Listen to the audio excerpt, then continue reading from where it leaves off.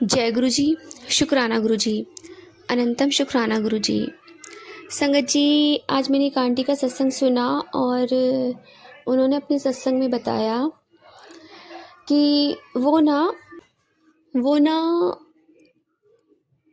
बचपन में उनको एक बार फीवर हुआ और उनको डॉक्टर ने गलत इंजेक्शन लगाया और उस गलत इंजेक्शन की वजह से उनकी जो निचला हिस्सा था वो ख़राब हो गया। वो ठीक से चल नहीं पाती थी। तो धीरे धीरे ऐसे बड़ी हुई, पर गुरु महाराज जी ने उन्हें कभी किसी चीज़ की कमी नहीं होने दी। उनके पापा ने उन्हें पूरा प्यार किया, अपनी बेटी को खूब अच्छे से और पढ़ाया लिखाया, इस काबिल बनाया कि वो अपने पैरों पे खड़ी हो सके।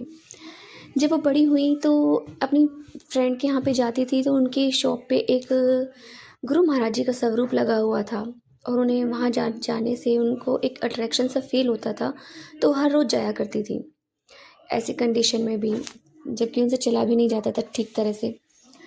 लेकिन उन्हें पता नहीं क्या होता था, गुरु महाराज के वहाँ दर्शन करने से ही उनको एक एनर्जी मिल जाती थी। तो उनके पापा एक दिन कहते हैं कि बेटा चलो, शादी की उम्र हो गई है, शादी कर लो। तो कहती हैं पापा आप ठीक हो जाओ, उनके पापा की तबीयत ठीक नहीं थी, आप ठीक हो जाओ तो मैं शादी कर लूँगी। और शायद ऐसी कंडीशन में कोई मुझसे शादी करेगा भी नहीं जैसी मेरी कंडीशन है। तो उनके पापा बहुत लड़के देखते हैं। तो एक टाइम पे उनके पापा कहते हैं कि शायद अब मैं तुम्हारी शादी नहीं देख पाऊँगा, तुम्हारी शादी तुम्हारे ताऊजी ही कर पाएंगे। तो उसके कुछ टाइम बाद उनके पापा की डेथ हो जाती है। वो बहुत ज़्यादा टूट जाती है। उनका भाई उनसे छोटा होता है और वो खुद भी ठीक से नहीं चल पाती हैं, पर अपनी फैमिली के लिए वो स्ट्रॉन्ग बनती हैं और खड़ी होती हैं। वो बड़े मंदिर भी जाती हैं गुरु जी के दरबार में, और जितनी बार वहाँ बड़े मंदिर जाके गुरु जी से बातें भी करती हैं। उसके बाद उनका टाइम पीरियड चलता रहता है।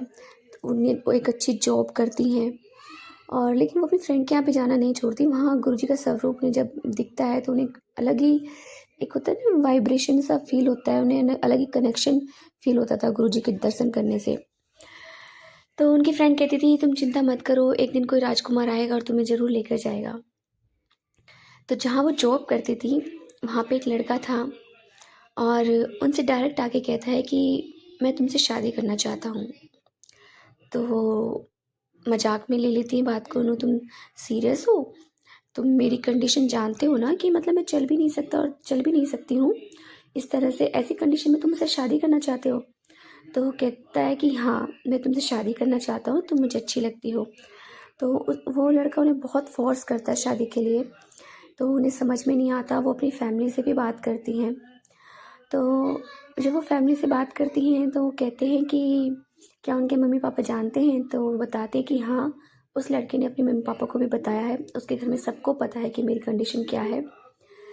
तो एक दिन वो कहती है कि अगर आपको सही लगे तो आप मेरी शादी उससे कर देना, क्योंकि मैं उसे प्यार नहीं करती, पसंद नहीं करती हूँ। वो सामने से आके मुझसे शादी के लिए बोल रहा है। अगर आपको अच्छा लगे तो आप देख लेना, जैसा आपको ठीक लगे।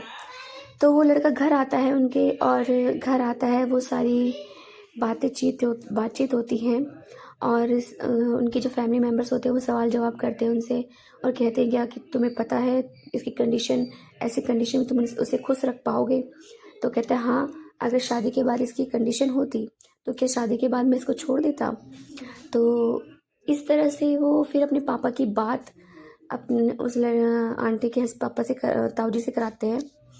तो वो अपने पापा की बात कराते हैं, तो वो उनके पापा कहते हैं कि हाँ, हमें फैमिली में सबको पता है क्या कंडीशन है।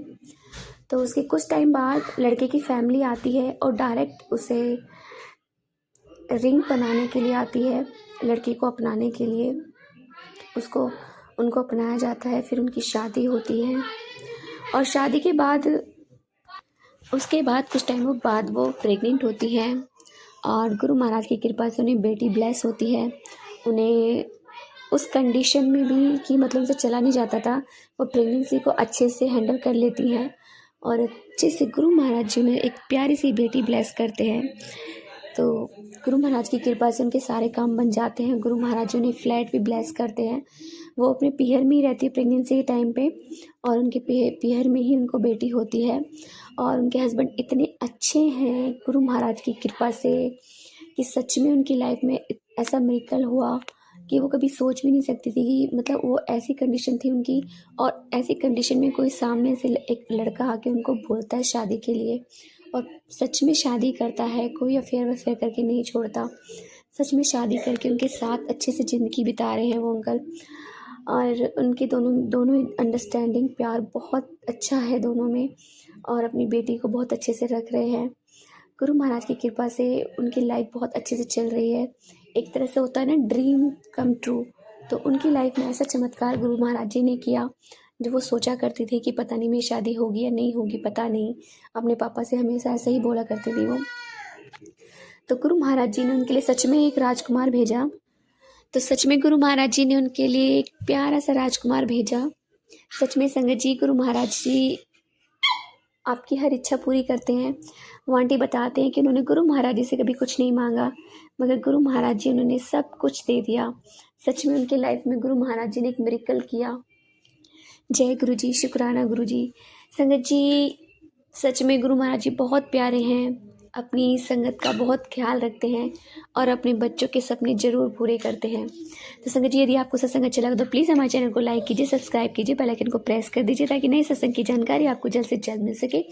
संगत जी, यदि आप भी अपना सत्संग शेयर करना चाहते हैं तो आप हमें हमारे व्हाट्सएप नंबर पर लिख कर भेज सकते हैं, रिकॉर्ड कर भेज सकते हैं। आपके सत्संग में और संगत द्वारा शेयर किए जाएंगे। जय गुरु जी, शुक्राना गुरु जी।